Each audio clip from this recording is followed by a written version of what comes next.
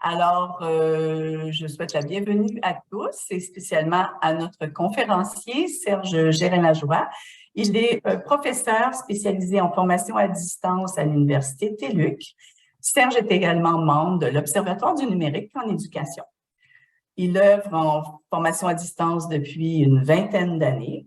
Il a notamment agi à titre de conseiller pédagogique et de personne désignée pour encadrer des étudiants à distance.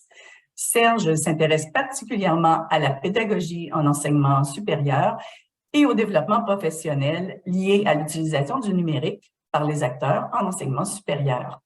Sa présentation s'intitule « L'enseignement comodal, une approche intégrée nécessaire pour favoriser une réussite ». Serge, je te passe la parole.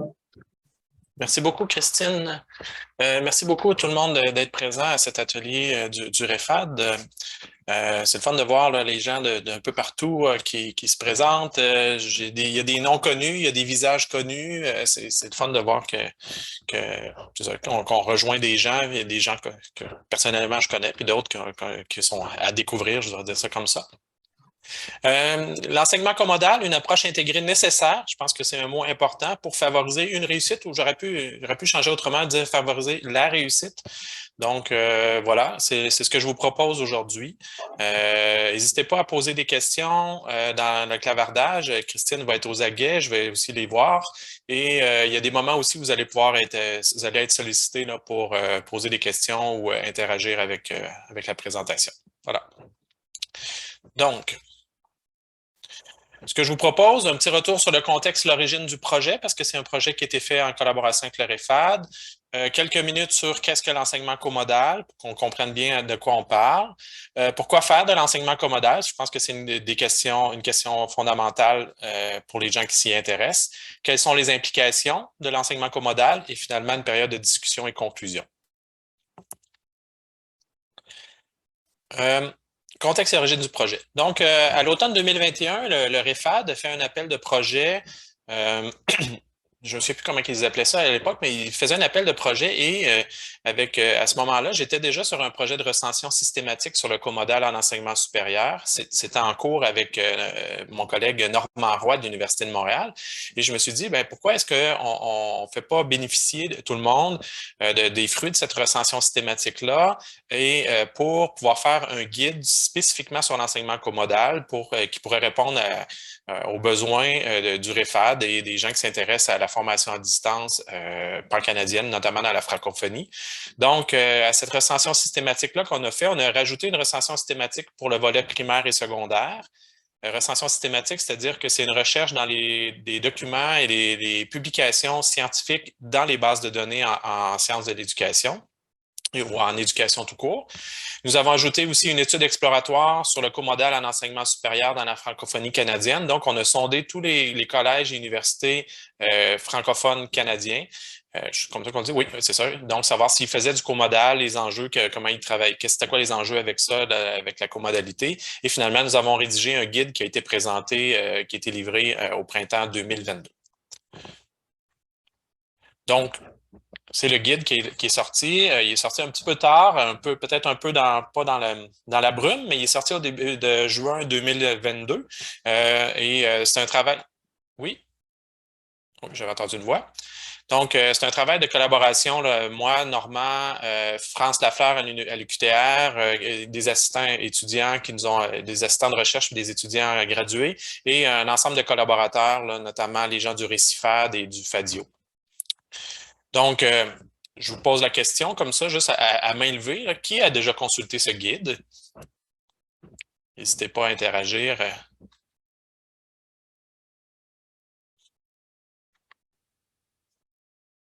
Bon, il y a au moins 2 lectrices. J'aurais dû faire un quiz, mais non, c'est juste une idée. C'est donc le guide, si vous cherchez, pour le trouver, vous cherchez Comodal et REFAD et vous allez tomber directement là, sur le document. Je pense que c'est quand même un bon document. Puis je voudrais savoir ceux qui l'ont vu, si vous avez des questions, des commentaires par rapport à ça, vous pouvez le faire verbalement ou vous pouvez l'écrire là, dans le clavardage.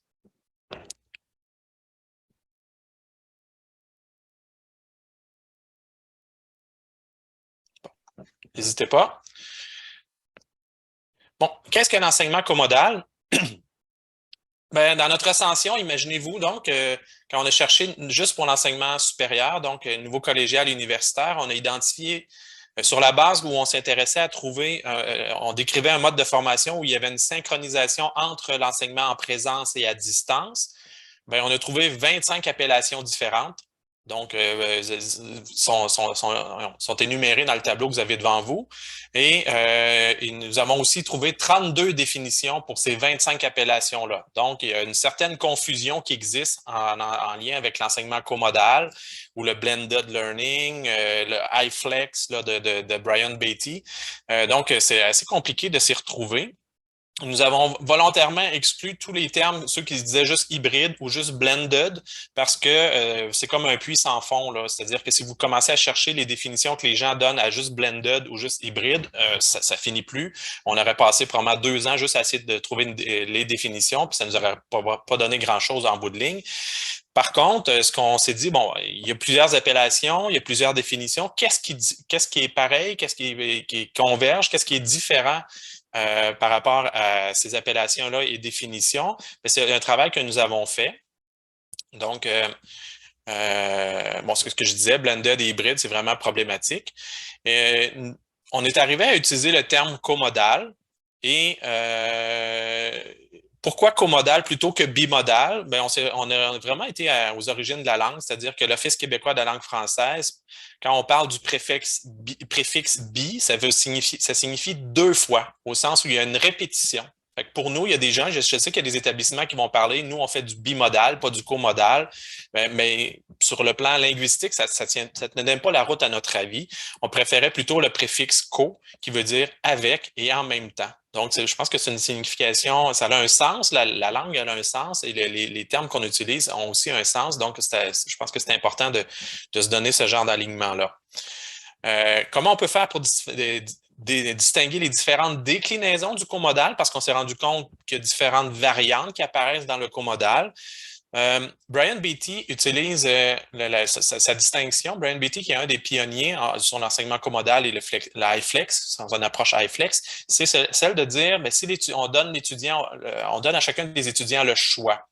Et lui disait, bien, est-ce que tel établissement ou telle définition ou telle appellation donne le choix aux étudiants? C'est intéressant, mais ça a une certaine limite. Par contre, Lacal et ses collègues ont proposé des niveaux de flexibilité. Donc, dans l'enseignement comodal, il y a des établissements qui offrent aucune flexibilité, c'est-à-dire que le professeur ou le programme ou l'établissement identifie ou comment ça s'appelle, désigne quels seront les étudiants qui seront en présence et quels sont ceux qui sont à distance. C'est dès le départ. Si vous ne pouvez pas venir, vous le faites à distance, puis point à la ligne. Ou même des fois, dans certains cas, j'ai déjà vu que c'était des discriminations du type géographique. Ensuite de ça, le deuxième niveau de flexibilité que Lacal a identifié, c'est une flexibilité moyenne, c'est-à-dire qu'au début de la session, les étudiants choisissent s'ils participent au cours en présence ou à distance, puis ensuite de ça, ils doivent s'en tenir à cela. Fait que tu fais ton choix, puis après ça, ça permet aux établissements de dire, j'ai-tu besoin d'une salle de 50 places, 100 places, de 20 places? Ils sont capables de gérer les présences des étudiants. Le troisième niveau, c'est celui plus grande flexibilité. C'est lors de chaque rencontre synchrone, les étudiants choisissent s'ils participent en cours en présence ou à distance. Donc, les étudiants peuvent choisir à la petite semaine s'ils vont être en classe ou à distance. Donc, il y a des enjeux de gestion de locaux et ainsi de suite. Mais la présence à distance, pas la présence à distance, mais la participation à distance se fait seulement de manière synchrone. Et finalement, le quatrième niveau que Lacal propose, c'est ce que Brian Beatty met de l'avant avec son approche flexible ou iFlex. C'est tous les étudiants choisissent s'ils participent en présence ou à distance à chaque semaine ou à chaque séance et choisissent de suivre le cours à distance de manière synchrone ou asynchrone. Donc, ils ont la possibilité, sans être pénalisés, tout en ayant la même qualité, de pouvoir faire leur cheminement à distance asynchrone sans avoir la contrainte de devoir se brancher à un moment donné avec tout le monde ou avoir la contrainte de venir en classe. Donc, c'est vraiment une flexibilité totale. Donc, les définitions qui correspondent à ce niveau de flexibilité totale, bon, il y a celle de Keeper, il y a celle de Gobey-Prou. Donc, cours modal offre à l'étudiant chaque séance hebdomadaire la possibilité de venir en classe réaliser, c'est ce qu'on a dit, et aussi la définition que le ministère de l'Éducation du Québec met de l'avant dans le cadre de son programme de campus numérique, c'est-à-dire l'enseignement comodal est considéré comme étant une activité de formation combinant en simultané des modes en présentiel et à distance. Le ministère ne va pas jusqu'à dire distance synchrone ou asynchrone, mais c'est une définition avec laquelle on peut travailler. Pourquoi faire l'enseignement comodal? Est-ce que ça va jusqu'à maintenant? Est-ce qu'il y a des questions?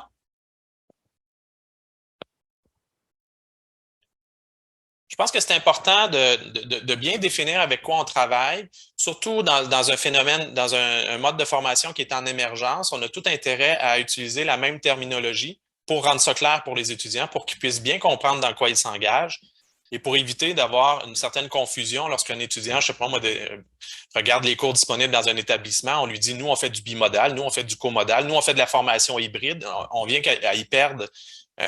Donc, on a tout intérêt à utiliser des définitions et s'y conformer d'une certaine façon et d'être transparent auprès des étudiants pour qu'ils puissent savoir dans quoi ils s'engagent. Pourquoi on peut faire de l'enseignement comodal? Bien, dans la recension qu'on a fait, on a vu un certain nombre d'avantages pour les étudiants. Donc, une expérience d'apprentissage individualisée sur le principe que je peux choisir, je peux gérer mon horaire, je peux choisir le matériel avec lequel je vais travailler en fonction de mes besoins. Une flexibilité de conciliation travail-études-famille, dans la mesure où on offre la distance asynchrone, c'est beaucoup plus flexible. Distance synchrone, c'est un petit peu moins flexible, mais c'est quand même plus flexible que se déplacer à chaque fois. Donc voilà, ça peut aider dans la conciliation. Accès du matériel didactique et de ressources en tout temps à distance. Donc, les gens qui font du comodal vont travailler avec un site web de cours. Donc, tout le matériel se retrouve sur le site et c'est accessible en tout temps.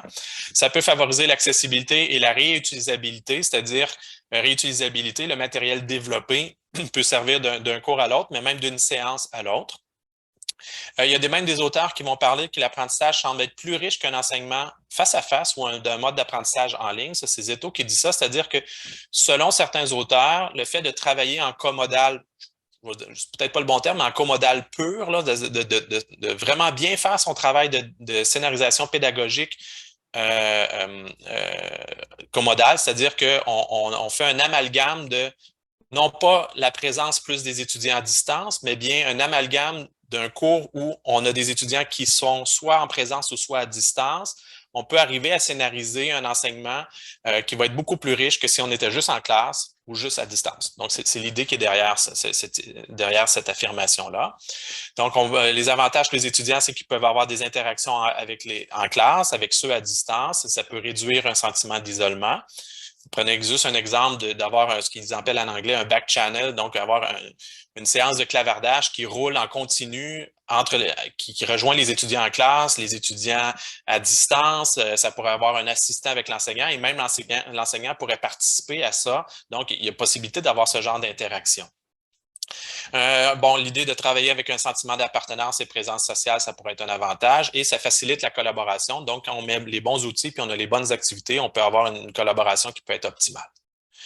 Les limites pour les étudiants, bon, il y a des gens qui ont rapporté l'idée qu'il faut avoir une anxiété quant aux performances académiques. Je ne pense pas que c'est propre au comodal, mais ça a été rapporté dans les études. La gestion du temps et des travaux pouvait être une limite pour certains étudiants, c'est-à-dire que on le sait déjà pour les gens qui connaissent la formation à distance, que les étudiants, des fois, découvrent qu'ils doivent être pas mal plus autonomes, ils doivent développer cette autonomie-là, gérer leur temps, gérer leurs travaux. Donc, si on les met dans une situation de comodal, on a le même besoin de développement d'autonomie. Il y a peut-être un petit choc à ce moment-là.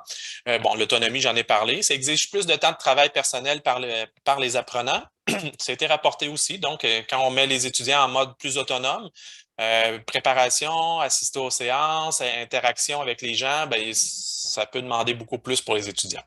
Difficulté à faire des travaux collaboratifs harmonieux, c'est pas propre au comodal, mais vous savez tous que quand des étudiants, on leur demande de travailler en collaboration, il peut y avoir des difficultés, surtout si on leur a pas montré comment travailler en collaboration. C'est une compétence, la collaboration, souvent on assume qu'ils savent le faire, surtout quand ils sont rendus au niveau universitaire, mais c'est pas la réalité. Compétences numériques minimales nécessaires, donc on travaille avec des outils technologiques. Si on n'a pas ces compétences-là, on va avoir de la difficulté, on va avoir des problèmes. Il y a des enjeux aussi d'accès à l'Internet. On l'a tout découvert avec la pandémie, là, mais c'est pas vrai que tout le monde a accès à une bonne connexion. C'est pas tout le monde qui a des ordinateurs performants qui leur permettent de faire ça. Moi, je prends toujours l'exemple, un cellulaire ou une tablette. Je suis pas sûr que c'est le meilleur outil pour pouvoir suivre un cours synchrone, là. Être connecté puis être capable de travailler sur des documents en même temps, c'est peut-être pas la meilleure chose. Donc, il y a des étudiants qui pensent qu'avec un petit iPad, tout va être réglé, ils vont être corrects. C'est peut-être pas suffisant, voilà.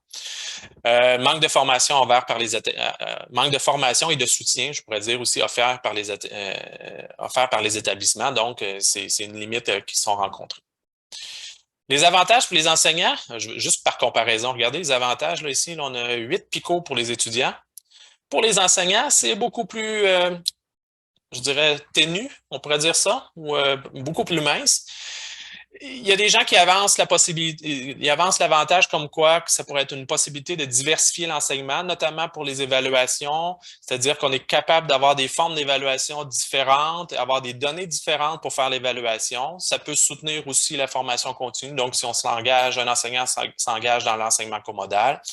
Et ça peut aussi faire accéder aux résultats des étudiants pendant le cours pour faire de la rétroaction nécessaire. Donc, ça, c'est une autre chose que les gens ont découvert avec la COVID puis les technologies pour l'enseignement, c'est-à-dire que quand on fait travailler les étudiants avec certains outils, certaines plateformes, on est capable d'avoir des données pratiquement en temps réel qui nous permettent de savoir ce que les étudiants peuvent comprendre, maîtrisent ou maîtriseraient moins. Je donne un exemple, si on utilise Kahoot ou des clickers ou peu importe, on peut avoir des questions à des moments pour vérifier la compréhension. Si on se rend compte qu'il y a des éléments qui sont erronés, on est capable de faire une rétroaction. Donc, le fait d'utiliser certaines technologies nous permet d'avoir des données pour améliorer la rétroaction. Les limites pour les enseignants, là, par contre, il y en a beaucoup. C'est peut-être le talon d'Achille du comodal, c'est-à-dire que la première et la plus importante, c'est la charge cognitive accrue lors de la prestation. Imaginez-vous un enseignant qui est en situation de comodalité, il doit, grosso modo, là, c'est sûr qu'il y a certaines variantes, là, mais grosso modo, il doit se tenir dans un endroit assez restreint parce qu'il y a une caméra qui le capte en direct. S'il sort du champ de la caméra, ça devient inintéressant pour les étudiants à distance. La même chose des fois, le micro, il peut y avoir des caméras qui tournent, et ainsi de suite. Là. Je comprends, là, mais il y a une considération de cet aspect vidéo-là. Il y a une considération de captation sonore aussi. Si le micro est unidirectionnel puis il parle à côté, c'est comme parler comme ça, vous m'entendez beaucoup moins bien, c'est tout à fait normal. Imaginez que tout ça dans une salle de classe. Je dois gérer les étudiants qui sont en classe, qui me posent des questions, qui lèvent la main, qui ainsi de suite, qui, eux, peut-être ne pourront pas parler dans le micro que les étudiants à distance vont capter. Donc, peut-être qu'il faut que je répète la question qui a été posée, il faut que je gère ça, il faut que j'aille des yeux sur un écran ou un ordinateur ou à quelque part pour savoir, y a-t-il des étudiants à distance qui lèvent la main, qui veulent poser des questions? Vous comprenez? Donc, il y a une charge. En plus du contenu que je veux enseigner, en plus de la démarche d'apprentissage que je dois travailler, en plus des technologies avec lesquelles je dois composer et les problèmes techniques associés aux technologies qui peuvent survenir, ça en fait beaucoup, là. Donc, on parle de charge cognitive accrue. Ça prend une planification détaillée nécessaire. Donc, si on arrive sur un petit coin, se dire, ah, c'est correct, je connais ma leçon, ça va bien aller. Il y a plein de choses à considérer. Donc, la planification nécessaire doit être prise en compte, doit être faite au préalable. Ça nécessite d'avoir une phase préparatoire et une phase de réalisation pour chaque séance de cours. Donc, il faut penser à ce qui va se faire pendant les cours, les séances, mais aussi en dehors des séances. Donc, on doit gérer cette partie-là. On doit adopter différentes postures. Donc, on peut être un guide, un soutien technique, soutien à l'étudiant, facilitateur, intervenant. Donc, on change de chapeau en cours de route. On doit adapter le matériel, c'est-à-dire qu'on doit avoir du matériel qu'ils utilisent en classe, mais qui sont capables d'utiliser hors classe ou idéalement les deux. Donc, souvent, on va travailler avec des documents collaboratifs, mais imaginez, je veux passer un papier, je veux distribuer un papier pour faire un petit quiz ou n'importe quoi aux étudiants en classe, mais il faut que les étudiants à distance soient capables de le faire. On doit aussi garder en tête qu'il y a une vigilance à avoir pour que ce soit équivalent à distance et en présence. Je dois avoir une compétence numérique minimale, donc je dois maîtriser les plateformes de communication comme Zoom et compagnie, le site web et toutes les autres bébelles technologiques qui sont branchées et je dois, c'est ça, être capable de gérer la technologie. Donc, moi, des fois, je me plais à dire que l'enseignement comodal, c'est intéressant, mais c'est fait pour les enseignants de calibre olympique. Je vais dire ça comme ça, parce que ça prend un maximum de choses pour y arriver. Les avantages pour les établissements, bien, évidemment, si on permet de faire du comodal, ça peut augmenter la clientèle puis la diversifier aussi. Il y a des établissements qui ont pris le virage comodal pour des bonnes raisons. Exemple, si le programme est offert juste dans un établissement en présence, je donne l'exemple au Québec, mais il y avait certains programmes qui étaient offerts seulement dans un établissement, puis le programme était en train de mourir par manque de peut-être pas de popularité, mais tout simplement parce que les gens à l'extérieur, dans les autres régions, ne savaient pas que ça se donnait à cet endroit-là. Fait que là, ils se sont mobilisés, puis ils ont dit on va le faire en comodal. Donc, le même établissement offre le même programme en comodalité, et là, ils sont capables de rejoindre tout le monde. Fait que c'est en train de remonter leur programme. Donc, ça peut être des très bonnes raisons. Et l'autre raison, pourquoi pour les établissements de faire du comodal, c'est assurer une continuité pédagogique. Par exemple, il arrive une pandémie ou, par exemple, un étudiant tombe malade, ne peut plus venir. Des cas d'exception comme ça, bon, on est capable de continuer à donner les prestations puis les cours aussi. Voilà. Commentaires, observations, le temps que je puisse prendre une gorgée d'eau.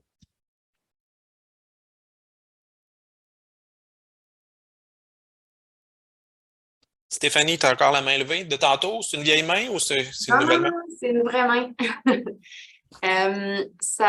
C'est vraiment, ma question est vraiment en lien avec ce qui vient d'être nommé là. C'est de dire, est-ce que dans ce cas-là, on considère que c'est du comodal quand même? Je veux dire, dans la littérature puis tout ça, est-ce que juste ouvrir une caméra à l'ordinateur puis faire comme dépanner, nous autres, on appelle ça du dépannage. Ici, à l'UQAC, c'est plus comme on va dépanner un étudiant qui est malade ou qui ne peut pas venir ou quoi que ce soit, mais est-ce qu'on considère ça comme du comodal à ce point-là? Moi, en tout cas, je vois vraiment une grande différence dans l'expérience étudiante aussi. C'est une très bonne question. C'est comme les gens qui vont dire, nous, on offre l'approche flexible, c'est-à-dire qu'on donne notre cours en classe, on a branché un système de caméra et tout ça est enregistré. Donc, l'étudiant qui ne peut pas se brancher au moment synchrone, il écoutera l'enregistrement.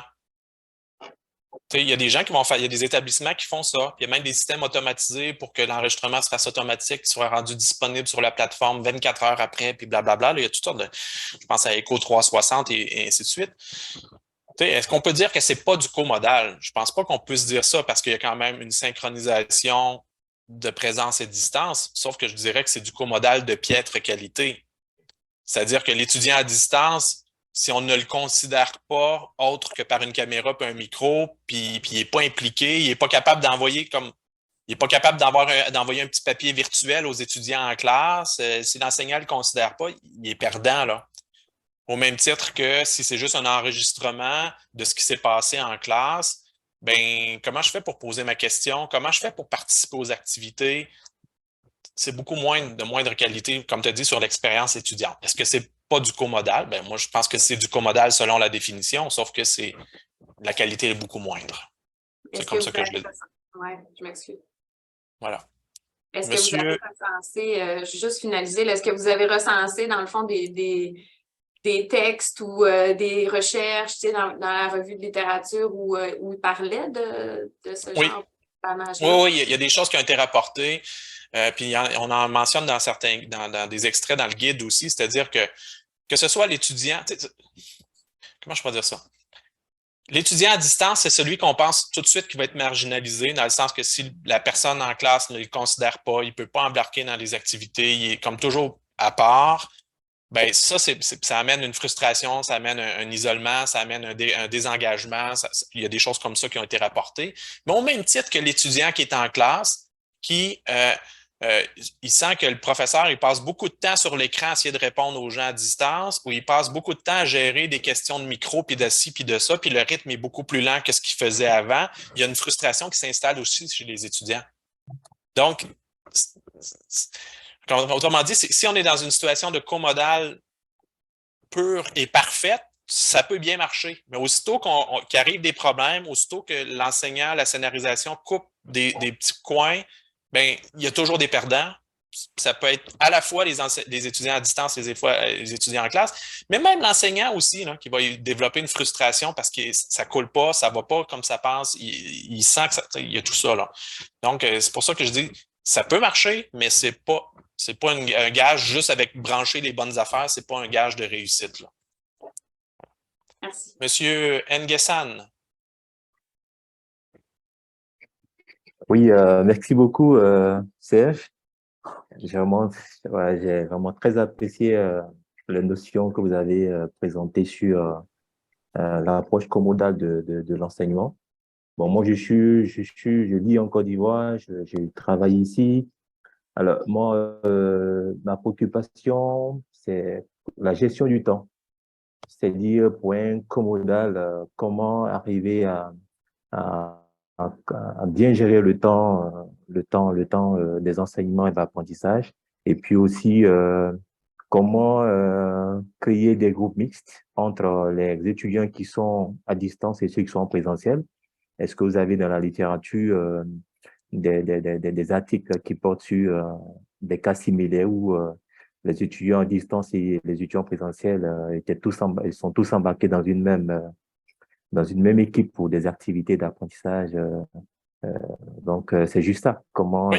faire une équipe où on a à la fois les deux cibles, c'est-à-dire les étudiants à distance et les étudiants en présentiel. Oui, mais c'est deux très bonnes questions. Ce qui est identifié dans la littérature puis dans les pratiques, parce qu'on a aussi recensé ce qui était rapporté comme bonne pratique, je vous dirais, dans les sites institutionnels ou ce que les articles plus professionnels rapportaient, mais c'est pas toutes les bonnes pratiques qui sont documentées et vérifiées sur le plan scientifique. Mais bon, ce qui est rapporté, c'est que, notamment, c'est que le rythme va être beaucoup plus lent. Le rythme, faut ralentir le rythme dans le cours, dans une situation comodale, parce qu'il faut être capable de prévoir et d'anticiper les interactions qui vont avoir lieu. Donc, il faut considérer ça. Donc, ça peut amener une frustration chez l'enseignant s'il dit, bon, moi, j'avais prévu tel contenu, puis c'est ça que je faisais habituellement dans la séance 2 ou la séance 3, mais il va peut-être falloir en avoir moins pour s'assurer de bien gérer les interactions et gérer les droits de parole, le fait qu'il peut avoir, je ne sais pas moi, la connexion peut être moindre, donc ça se peut que le débit de ce qui se passe dans un endroit par rapport à l'autre, ça va être plus lent, donc ça va ralentir tout ça. Fait qu'il faut vraiment prévoir ça. Puis la question de comment faire travailler les gens en classe et à distance ensemble, bien là, c'est une très bonne question. Ce qui est mis de l'avant souvent, c'est de travailler avec des documents collaboratifs. Je donne un exemple. On pourrait demander, lors d'une période d'exposé de l'enseignant, de créer pour le groupe en entier ou en sous-groupe des documents collaboratifs pour avoir des notes collaboratives. Par exemple, un Google Sheet, pas Sheet, mais Google Docs ou OneDrive. Puis donc, on regroupe les étudiants, puis ils doivent prendre des notes ensemble. Ils pourraient aussi avoir discuté. Donc, tu sais, c'est des choses comme ça. Et ces notes, je donne un exemple, mais ces notes-là, mettons, on a 5 sous-groupes qui font 5 documents qui sont des notes prises pendant un exposé ou lors d'une activité ou lors d'une lecture ou peu importe. Bien, on peut prendre ces éléments-là puis les rendre disponibles à tout le monde par la suite aussi. Puis on peut travailler à partir de ça. Fait que, tu sais, il faut penser non pas les étudiants, les activités comme étant en classe ou étant en distance, mais il faut les penser comme une combinaison des deux. Puis il faut fournir les documents, les outils technologiquiques pour arriver à le faire. Ça pourrait être, je ne sais pas moi, ça pourrait être aussi de dire, OK, tout le monde, faut penser aussi que les étudiants, ce qu'on recommande, que les étudiants qui font du comodal, même ceux en classe, doivent avoir un ordinateur avec eux, là. Doivent avoir un appareil pour être capable de se connecter, là. C'est ça aussi que c'est une condition, pas sine qua non, mais c'est une condition importante. Par exemple, si on dit à tous les étudiants d'aller écrire un message sur un forum, mais tous les étudiants en classe et à distance vont sur le forum. Ensuite de ça, l'enseignant prend ça, projette ça à l'écran et on va voir les messages qui ont été publiés sur le forum. Puis on pourrait demander dans un suivi avant la prochaine séance d'aller traiter ces messages-là pour arriver à un autre objectif pédagogique. Vous comprenez? Donc, il faut jouer dans ces sphères-là. Merci, Serge. Il y a aussi M. Tanguay, Éric Tanguay, qui a une question. Je ne sais pas si tu veux la prendre maintenant. Oui, je vais la prendre, puis après ça, je vais poursuivre. Parfait. Oui, bonjour et merci. Je me souviens plus où, mais il me semble que j'ai lu que la plupart du temps, les étudiants qui changeaient de modalité toutes les semaines étaient en nombre relativement faible, c'est-à-dire que ceux qui choisissaient la présence restaient majoritairement en présence et ceux qui choisissaient la distance restaient à distance. Oui, il y a les travaux de Julien Gobeil-Proux qui s'était intéressé à ça. C'est intéressant, là, je pense que c'est de l'ordre de 20 à 30 seulement des étudiants qui changeaient de modalité parce que les gens en prennent une puis ils s'y tiennent pour la suite. Ce serait intéressant, j'ai pas vu d'études qui ont fait justement, est-ce que le fait de le faire en classe à distance synchrone ou à distance asynchrone, est-ce qu'on arrive au même résultat? Ça serait intéressant à creuser aussi, ou juste vérifier si le fait de changer de modalité change sur les résultats. Ça serait déjà aussi une autre belle vérification, une belle recherche empirique à faire, là. Mais il y a peu de recherches là-dessus présentement. On est beaucoup dans, c'est un des constats qu'on fait, c'est qu'on est beaucoup dans des recherches exploratoires, descriptives. On est du premier niveau, là, dans le sens où on essaie de comprendre le phénomène, mais on ne se pose pas la question, est-ce qu'ils réussissent mieux? Est-ce qu'ils réussissent moins bien? Peu importe la condition, là. Il n'y a pas d'études encore qui ont été faites de ce côté-là. Je pense qu'il faudrait en faire, là. Assurément, parce que peut-être qu'on se rendrait compte que faire du comodal, à tout hasard, si on se rendait compte que les étudiants qui font du comodal réussissent moins bien, on doit prendre des décisions, là. Il y a la question de la persévérance aussi. On peut mesurer un plein de choses. Bon, ensuite de ça, Sandra écrit commodal de dépannage lorsque c'est une accommodation de courte durée. J'envisageais plutôt l'enseignement commodal comme étant un mode de livraison sur une session complète. Tout à fait, on peut le voir comme ça aussi. Est-ce que le comodal est exclu d'un établissement type TELUC? Ben, c'est pas exclu. Je sais que nous, à la TELUC, c'est pas quelque chose qu'on envisage de faire parce qu'il faudrait avoir des salles de classe et on n'en a pas, entre autres. Donc, voilà. Je vais continuer. Quelles sont les implications de l'enseignement comodal? Il y a beaucoup d'implications qui sont de nature, je ne dirais pas administrative, mais au niveau de l'établissement. Et le document que le FADIO a fait, qui s'appelle Conjuguer présence et distance, énumère vraiment bien ce qui était fait. Puis on en parle dans le guide aussi, là, vous avez la référence, là. Mais si un établissement veut faire du comodal, il y a un paquet de choses à considérer avant même de faire. C'est pas juste de l'appareillage, là. Il y a plein de... Je vais donner un exemple, comment les étudiants vont s'inscrire. Est-ce que les services vont être offerts aux étudiants à distance? Comment on va faire pour les évaluations? Il y a plein de questions comme ça là, qu'il faut vraiment vérifier. Au-delà des petites bébelles, j'ai une caméra qui fait ci, puis un local. Pour moi, ça, c'est le b.a.-ba, là. Il faut aller, il y a d'autres questions aussi à faire. Donc, il y a beaucoup de travail en amont qui doit être fait. L'évaluation des besoins pédagogiques et technologiques, c'est-à-dire que il ne faut pas juste dire voici les bébelles, les technologies et les profs, arrangez-vous avec ça. Il faut que les profs disent voici moi ce que je veux faire, voici ce que j'ai besoin, parce que ça peut avoir des impacts sur le choix des technologies aussi. Donc, il faut vraiment qu'il y ait cette interaction-là. L'acquisition, évidemment, l'installation des équipements, la formation et l'accompagnement des enseignants et des étudiants, fournir le soutien technique aux enseignants et aux apprenants, planifier l'offre de cours. Est-ce qu'on ouvre ça dans tous les cours, dans tous les programmes? Comment on va gérer les présences des étudiants? C'est-à-dire que si j'ai des locaux qui sont, je sais pas moi, 30 places mais si je rouvre en comodal puis j'ai 50 étudiants qui se présentent dans le local, on a un problème. Donc, il faut prévoir ces choses-là. Offrir les services à distance, bibliothèque, soutien psychosociaux et ainsi de suite. Est-ce qu'ils vont l'offrir à distance, là?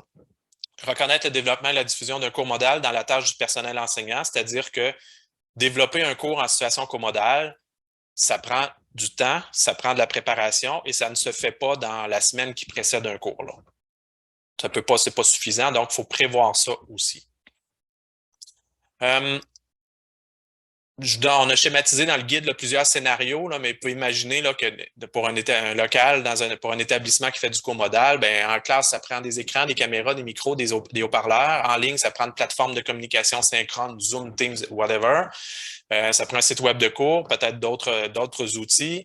Les étudiants à distance, ça leur prend aussi un ordinateur, une caméra, un micro, puis une connexion Internet fiable. Puis les étudiants en classe, ça leur prend un ordinateur. Et là, il y a plein de configurations physiques là, possibles. Est-ce que je mets un écran, deux écrans, un écran en avant, un écran en arrière, un micro directionnel, multidirectionnel? Il y en a plein. Je ne rentrerai pas dans ces détails-là, mais vous comprenez que ce n'est pas juste une caméra sur un trépied que je mets en arrière et l'affaire est ketchup. C'est pas suffisant. Ce que je disais tout à l'heure aussi, c'est que en bas, vous avez présence et distance combinées. Ça nous donne non pas du comodal, mais ça nous donne des cours hybrides selon les définitions, c'est-à-dire qu'on enlève du temps de classe pour le mettre en temps de distance. Quand on fait de l'enseignement comodal, pour les enseignants, il faut que ce soit très clair dans leur tête que c'est à la fois des étudiants en présence et à la fois des étudiants à distance. Donc, c'est une combinaison des deux. C'est une addition des deux, mais ce n'est pas c'est plus une addition des deux. Et ce n'est pas j'ai en classe et j'ai connecté des étudiants à distance. Il faut vraiment penser ça comme une fusion entre les deux. Donc, qu'est-ce que ça implique pour l'enseignant? Gérer simultanément les étudiants en classe et à distance. Il faut prévoir les communications. Comment on va faire quand, je ne sais pas moi, quand l'étudiant à distance va lever une main, est-ce que je répète la question? La même chose en classe. Est-ce que je demande à l'étudiant de venir à un micro? Vous voyez, il faut penser à tout ça. Il faut maîtriser ces outils technologiques-là qui peuvent changer d'un local à l'autre, d'un établissement à l'autre. Et il faut surtout revoir le design pédagogique, la scénarisation. Moi, ce que je pense personnellement, je pense qu'il faut utiliser les principes du HyFlex de Brian Beatty comme toile de fond. Il a émis 4 principes avec lesquels on doit travailler ou toujours les avoir en arrière-pensée. Et dans le guide, on suggère 6 étapes, je vais y revenir. Et mettre en œuvre des bonnes pratiques. Donc, dans le guide, on a identifié un ensemble de bonnes pratiques qui ont été documentées ou qui ont été rapportées. Il y a des bonnes pratiques avant la première séance, pendant les séances et après les séances, et même après le cours aussi. Je parlais des principes de Brian Beatty, c'est-à-dire que il faut qu'on fournisse des choix aux étudiants qui ont du sens, qui leur permet de respecter leur rythme et puis d'avoir la conciliation. Il faut que ce soit du matériel qui soit accessible, peu importe où est-ce que l'étudiant et dans quelle situation il se retrouve. Ça doit être du matériel réutilisable, donc on doit développer du matériel, un peu comme on fait pour un cours à distance, c'est-à-dire on doit développer des vidéos, des activités et ainsi de suite qui vont resservir d'une fois à l'autre. Et on doit surtout fournir des expériences d'apprentissage équivalentes. Donc, on ne devrait pas tomber dans un modus operandi où les étudiants en classe ou les étudiants à distance vont être moins bien servis. Il faut arriver à mettre tout le monde ensemble. Ce n'est pas évident, mais c'est possible. Quand on a identifié des étapes dans le guide, c'est-à-dire qu'on doit scénariser les moments d'apprentissage, d'enseignement-apprentissage qui sont synchrones. On doit aussi scénariser les moments d'enseignement-apprentissage qui sont asynchrones. Donc, ça nous permet d'utiliser le temps en dehors des séances. Il faut le penser, il faut penser à des activités les plus courantes. Là, on peut penser à des discussions sur des forums, ça peut être des recherches sur leur web, ça peut être l'utilisation d'un blog, ça peut être travailler sur un wiki, ça peut être de travailler sur des documents évolutifs, des documents collaboratifs en évolution. On doit aussi scénariser le travail en équipe. Donc, on ne fait pas juste dire « faites ça en équipe ». Il faut prévoir comment va se faire ce travail en équipe-là et de la collaboration. On doit aussi avoir un outil, on propose un outil qui est fort pertinent, c'est-à-dire une feuille de route, c'est-à-dire que l'étudiant, il travaille avec cette feuille de route qui lui dit ce qu'il a à faire avant les séances, pendant les séances, après les séances, et ainsi de suite. Puis, il soit capable de travailler, faire le suivi. On doit aussi scénariser l'encadrement. J'ai vu ça tout à l'heure aussi, l'accompagnement est la clé. Là, scénariser l'encadrement des étudiants. On n'y pense pas de façon spontanée, mais quand on est dans une salle de classe, une question est apportée, un commentaire est fait, on va corriger le tir. Mais là, il faut réussir à... Il y a beaucoup d'intuitifs dans l'encadrement, puis on le sait dans les travaux sur l'encadrement à distance, le montre bien.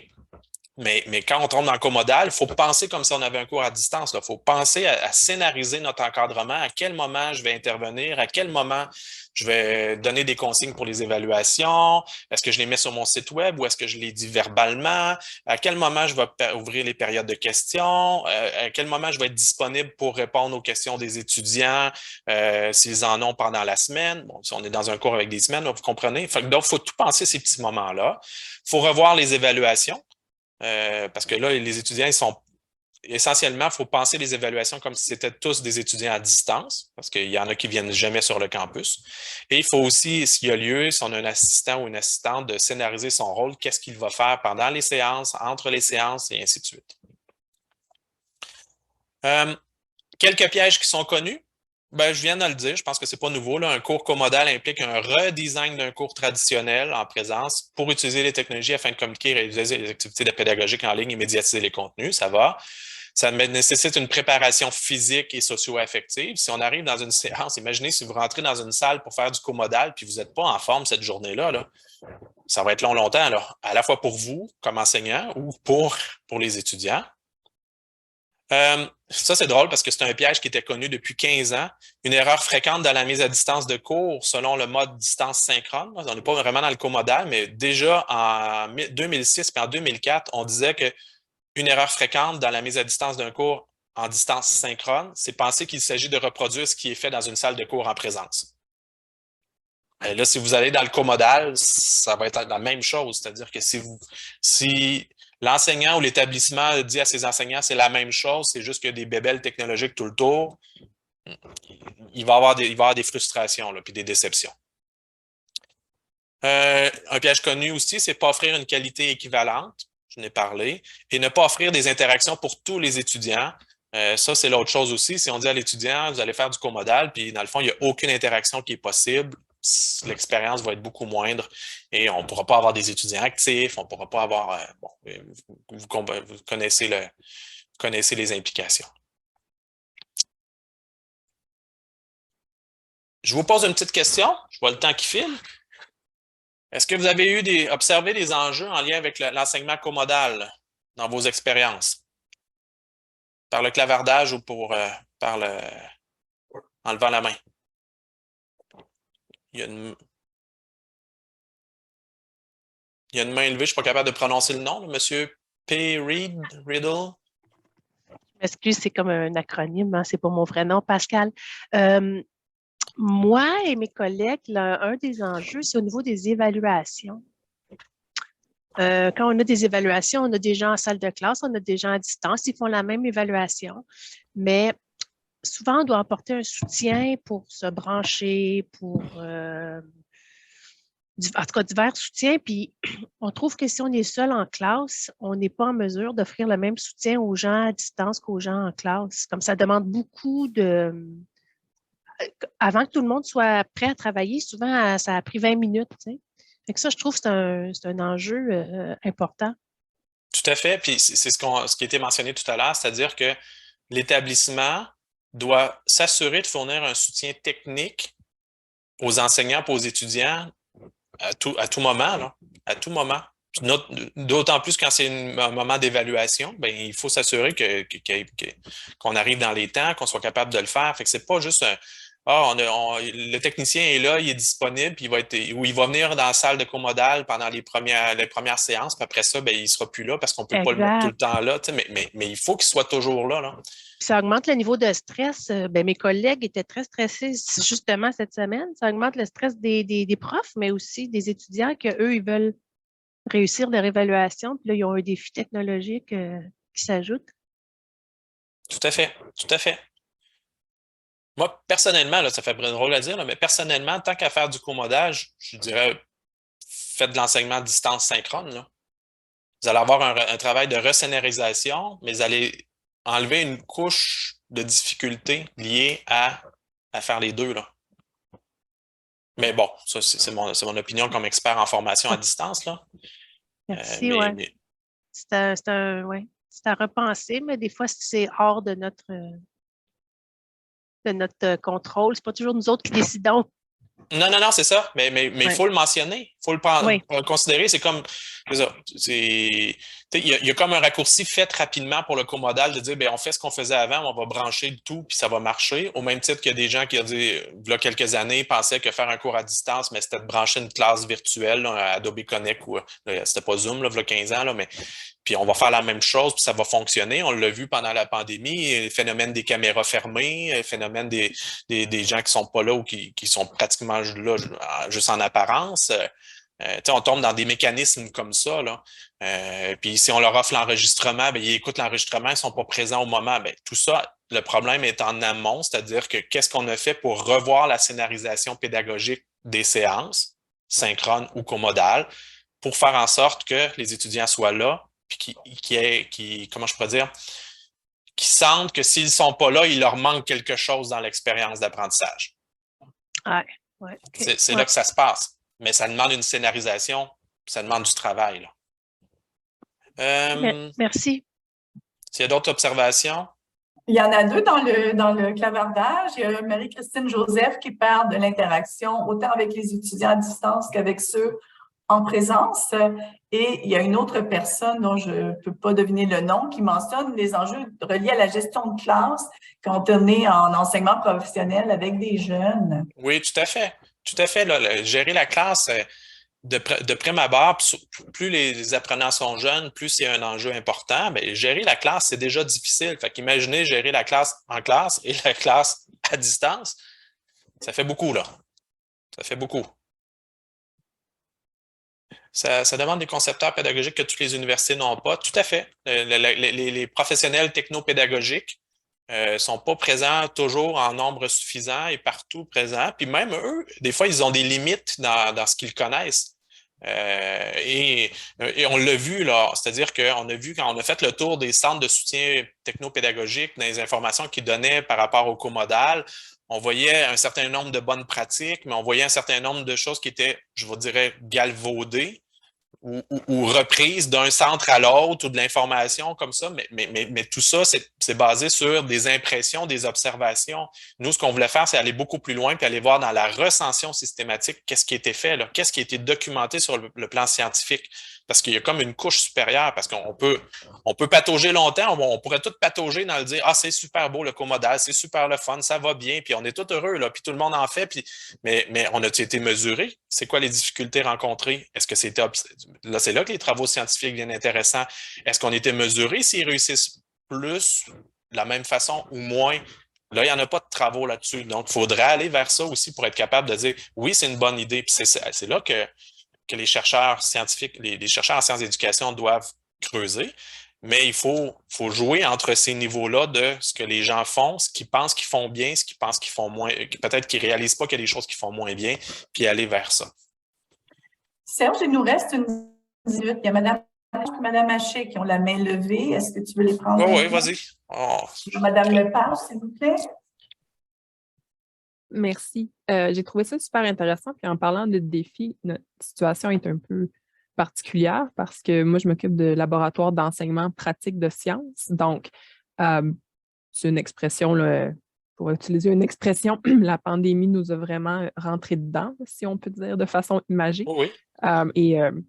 Et ça a donné lieu à des discussions très animées au niveau de mode d'enseignement comodal, hybride, la nomenclature que vous avez utilisée. Puis au niveau d'une session de laboratoire, c'est pas seulement le fait de poser une caméra 360 en mode hibou sur le bord d'une paillasse qui règle notre problème, puis la gestion d'un mode en ligne en parallèle à un mode au laboratoire est très difficile de par ce qu'on manipule au niveau du laboratoire, puis les étudiants à la maison n'ont définitivement pas la même expérience à ce niveau-là. Puis au niveau des labos de sciences, c'est définitivement quelque chose qui est en discussion présentement parce que c'est pratiquement impossible d'offrir une expérience similaire en personne versus en ligne. Tout à fait. Non, c'est un défi. C'est un défi, à mon avis, pour les laboratoires, il faut penser plus des cours hybrides que des cours comodales. C'est-à-dire qu'il faut penser à avoir des moments où ce que les étudiants devront venir sur le campus ou aller à des endroits désignés, déjà reconnus, pour aller faire leur expérimentation. Mais c'est sûr qu'on ne peut pas demander à des étudiants, dans un cas comme ça, de suivre des cours partout dans le monde, là. C'est l'autre contrainte. Mais il faut le penser comme ça. Fait que ça peut être des ententes de collaboration avec d'autres établissements qui permettraient un samedi matin aux étudiants de venir faire un. Bon, vous comprenez, puis là, il y a des frais, mais ça, c'est des réalités que les gens qui œuvrent en formation à distance connaissent. C'est des choses avec lesquelles il faut penser aussi. Mais comme vous l'avez bien dit, juste mettre une caméra hibou dans un laboratoire puis que tout le monde regarde. Ah oui, c'est beau, je suis capable de faire ma manipulation maintenant, je l'ai vu. Non, il y a quelque chose qui manque là. Fait que, je pense qu'il faut bien comprendre c'est quoi les avantages et les limites de chacun des modes de formation, puis à la limite, composer avec le fait que ça se peut qu'il y ait des programmes qu'on ne sera jamais capable de l'offrir entièrement à distance. Il y aura des cours qui seront peut-être offerts à distance ou comodal, puis il y a d'autres cours qui seront peut-être juste hybrides. C'est correct aussi avec ça. Voilà. Joanne Haché. Oui, merci pour le partage. J'ai trouvé super intéressant. Pour ceux qui ne savent pas, je suis conseillère pédagogique en formation à distance.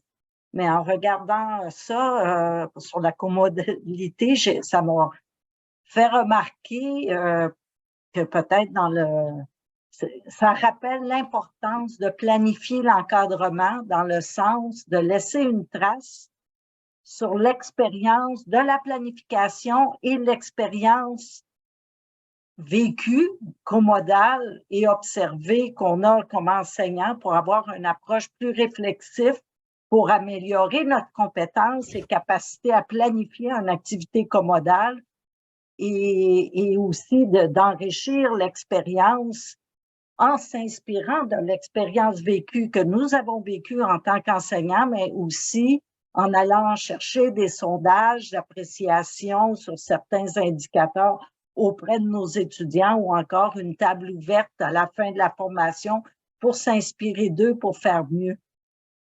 Oui, tout à fait. Non, c'est ça, il faut avoir cette pensée-là de l'encadrement qu'on n'a pas normalement en présentiel, qu'on a à distance, ou en tout cas ceux qui ont découvert la formation à distance pendant la COVID se sont rendus compte qu'il y a une composante encadrement qu'il faut penser, réfléchir. Puis moi, je me plais à dire que quand on développe un cours, on choisit nos contenus, on scénarise notre scénario pédagogique et technologique, mais on doit aussi scénariser l'encadrement, puis il faut avoir cette réflexion-là, sinon on va échapper des choses. J'ai vu que M. Abid et M. D, Élisée D, mentionnent, ils cherchent des stratégies de diffusion ou des solutions technologiques. Dans le guide, on ne les spécifie pas parce qu'on ne voulait pas rentrer et dire ça prend une caméra X, Y, Z, hibou, micro. Non.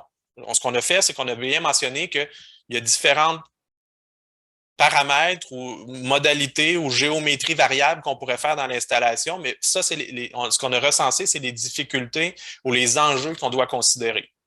Par exemple, le micro, la caméra hibou, on sait qu'elle peut tourner. Ben ça répond à un besoin de dire que s'il y a quelqu'un qui pose une question assis dans la classe, ben la caméra va aller le chercher. Parfait. Mais on sait aussi qu'il y a certains micros qui ont une espèce de filtre, qui n'ont pas de filtre, donc tout le bruit ambiant de la classe va être rapporté aux étudiants à distance. Donc, imaginez, la caméra et le micro captent tous les sons ambiants. Quelqu'un qui joue avec son papier, quelqu'un qui joue avec son stylo, tout ça va être rapporté à l'étudiant. Donc, ça a d'autres enjeux. Fait que les choix technologiques il n'y a pas de solution unique et ça évolue aussi.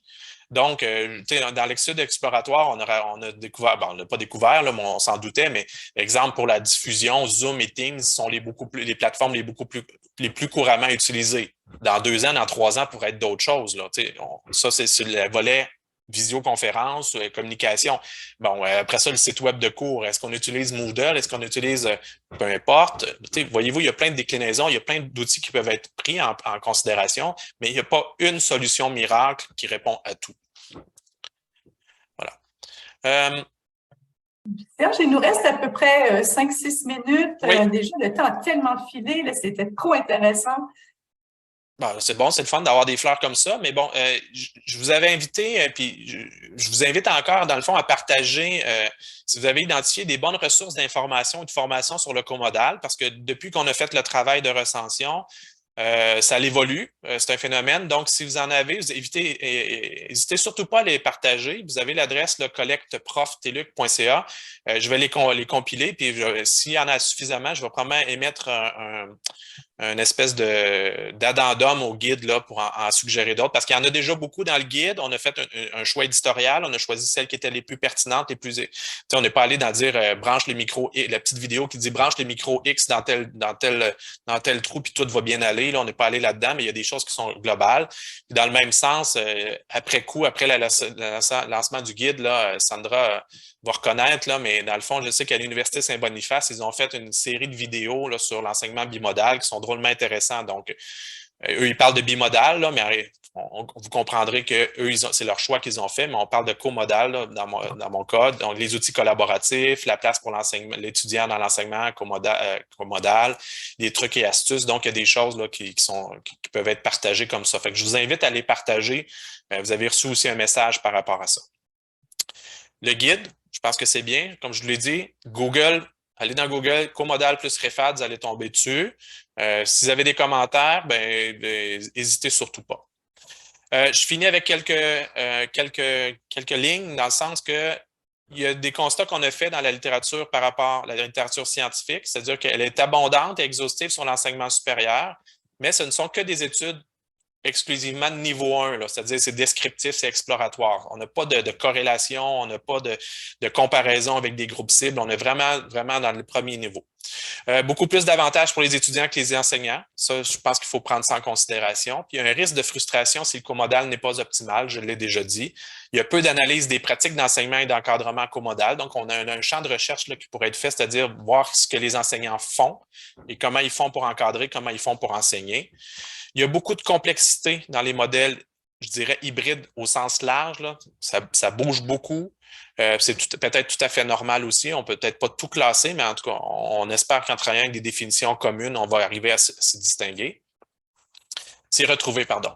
On a nécessité d'approfondir les connaissances sur les implications pour le secteur jeune, c'est-à-dire qu'il n'y a vraiment pas beaucoup de travaux qui ont été faits pour le primaire et le secondaire. Donc, si c'est une mode de formation qui va être envisagée pour différents contextes, mais il faut vraiment documenter ça, surtout quand on sait que les études, les données probantes sur l'enseignement à distance au primaire et au secondaire sont assez dévastatrices, je vais dire ça comme ça.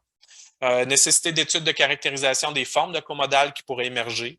On a besoin aussi d'étudier l'encadrement des étudiants, comme je l'ai dit, puis faire des études comparatives sur la réussite, l'abandon, l'implication des étudiants. Donc, il faut vraiment, comme chercheur, là, aller s'intéresser à ça.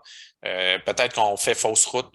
Je voudrais bien, j'ose espérer qu'on ne fait pas fausse route, mais il faut aller le documenter, sinon on va peut-être créer plus de problèmes que d'autres choses.